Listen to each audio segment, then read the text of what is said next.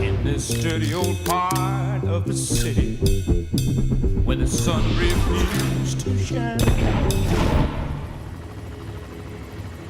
Is that a monkey?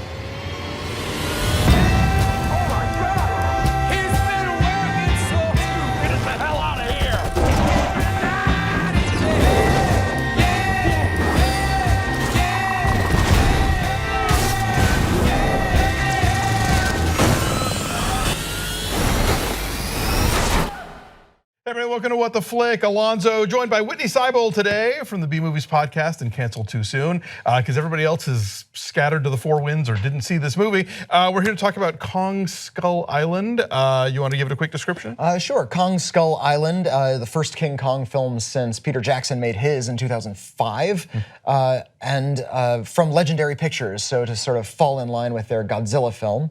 It takes place in the 1970s, just after the Vietnam War. John Goodman plays sort of a crackpot scientist who somehow gets government backing to go to Skull Island, where he believes monsters live, and lo and behold, he's correct.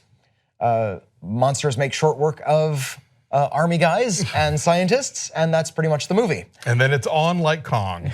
Take a look.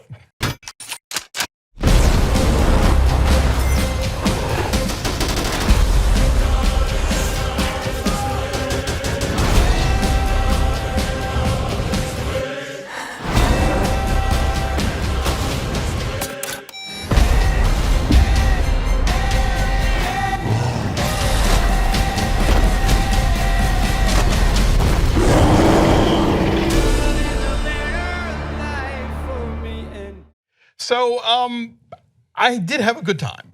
I gotta say, it's actually really fun to watch. It is. I mean, on the one hand, it is such a corporate piece of filmmaking in that there are no rough edges and there's no surprises and there's no a hint of eccentricity, you know. In fact, the plot is incredibly efficient. Just they don't stop. There's a few moments where they even slow down the action. They just sort of get from plot point to plot point to plot point. There's no fleshing out of the characters. No. But they feel like something out of a Roland Emmerich film. Kinda, yeah. They're very much, it's a series of types. But the thing the movie has going for it is that we get a lot of those kinds of films every year, and they are often just not even fun to watch. This one at least sort of clicks all the boxes of the marketing department, but at the same time is edited with enough craft where, like, okay, this is actually, you know, this is moving along and I'm having a good time, even though I know this is, you know, a happy meal. Yeah.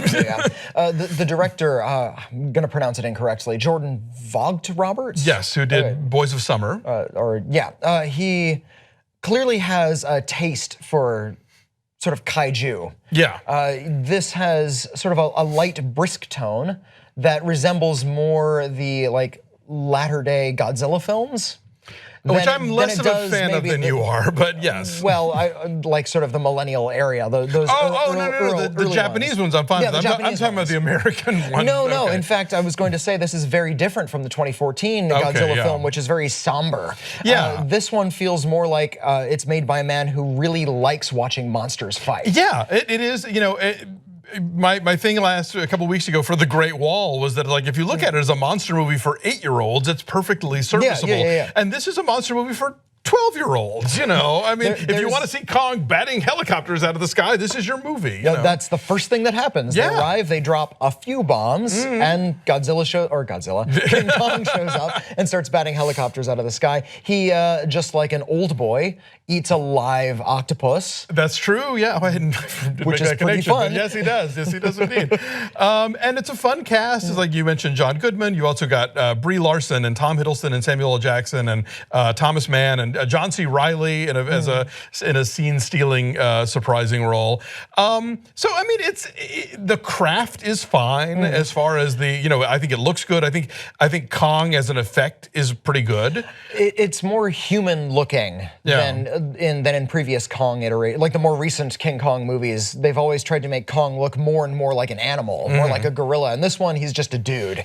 He looks like a bouncer. He's got an expressive face with the eyes. eyes. Like when they get up close, you can see there are things that are going on there. But it has, as a CG, creation, it has weight. When it's hitting things, when it's stepping on things, I felt like I was seeing a thing that had mass, and not just a series of ones and zeros. I suppose so. There were a few scenes where maybe not consistently, but for the most part, show in a few scenes. Yeah. The only thing I wish that they had done more with was character. Yeah. Each character gets, perhaps like the Ninja Turtles, one singular personality trait that they just flog throughout the film. Yeah. Tom Hiddleston has no character whatsoever. He's grizzled and has been around. I don't really buy it from Tom Hiddleston. Yeah, it's weird. You need like a Kurt Russell type. Kind of, yeah. And yeah, it's funny. Like you can tell they at one point they divide into two groups, and like Hiddleston and Alison Brie and Thomas Mann and Lian Tang from Great Wall are in the hair stays perfect group, and then Sam Jackson like leads everybody else through the algae covered swamp, and they're all like with the bugs, So yeah, Hiddleston never. There's not a stain on him, and he and Brie Larson, thankfully, they don't really try and play this up as a love story at all because they're in two different movies in a way. Like this is set in 1973, and she's a photojournalist, and she's very kind of like giving us Jill Clayburgh, and he's doing like sort of like Roger Livesey in Black Narcissus, like really old school kind of British square jawed, So they're together. They're sort of an odd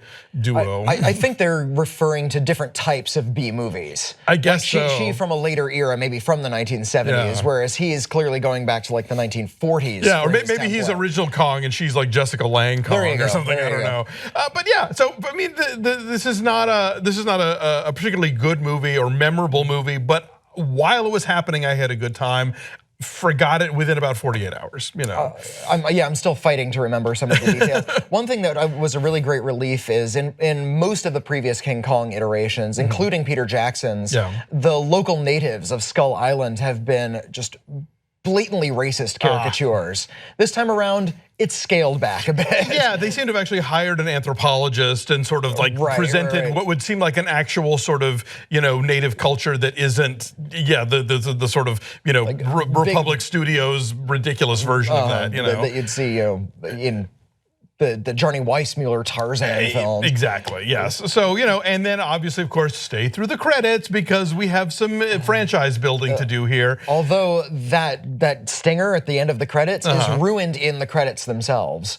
Oh, that's true. Yeah, if you're paying attention to the credit, it's somebody pointed out like in whatever I forget which of the Marvel movies now they had a second closing credit so that you didn't see Howard the Duck's name until after the stinger. They don't do that one here. So stay through the closing credits, but close your eyes. Don't really pay attention to the closing credits. Otherwise you'll know what's coming. Anyway, so yeah, it's fine. It's fine. It is fine. I liked it way better than the Gareth Edwards Godzilla. Me too, and better than Jurassic World certainly too. Oh, absolutely. Yeah. So what's your number?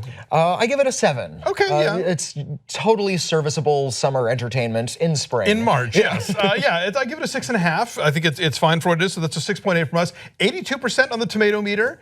Again, that's a positive negative number, and I think a lot of those positives are like.